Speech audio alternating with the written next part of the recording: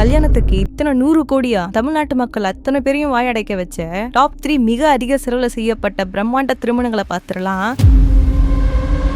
Third பிளேஸ்ல 1995ல செய்யப்பட்ட சுதாகரன் திருமணம் தான் இருக்கு.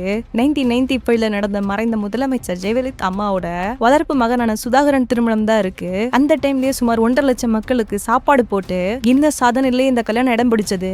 1995ல நீதிமன்ற கணக்குப்படி இந்த கல்யாணத்துக்கு சுமார் 3 கோடியில இருந்து 8 கோடி வரைக்கும் செலவு பண்ணிருக்காங்க. அதோட மதிப்பு இப்ப இன்ஃபிளேஷன் படி பார்த்தா சுமார் 51 கோடி வரைக்கும் வருது. செகண்ட் பிளேஸ்ல நெல்லையை சேர்ந்த RS முருகன் அவர்கள் செய்த திருமணம் தான் இருக்கு.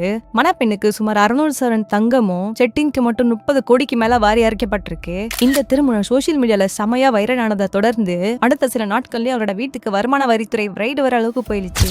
ஒரு கல்யாணத்துக்கு இவ்வளவு காசு தேவையானோ உங்களோட கல்யாணத்துக்கு எவ்வளவு செலவு பண்ணீங்கன்னு மறக்காம கமெண்ட்ல சொல்லுங்க. ஃபர்ஸ்ட் பிளேஸ்ல அமைச்சரான பி மூர்த்தி அவரோட மகனுக்கு செய்யப்பட்ட திருமணம் தான் இருக்கு. 2022ல மதுரைக்கு பக்கத்துல நடந்த அந்த திருமணத்துல கிட்டத்தட்ட சுமார் 300 கோடிக்கு மேல செலவு செய்யப்பட்டதா கூறப்படுது.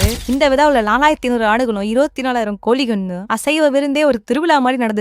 அது மட்டும் இல்லாம ஒட்டுமொத்த அரசியல் உலகமே அந்த மேரேஜுக்கு போயிருந்தது. அப்படியே நம்ம சேனலுக்கு சப்ஸ்கிரைப் பண்ணிட்டு உங்களோட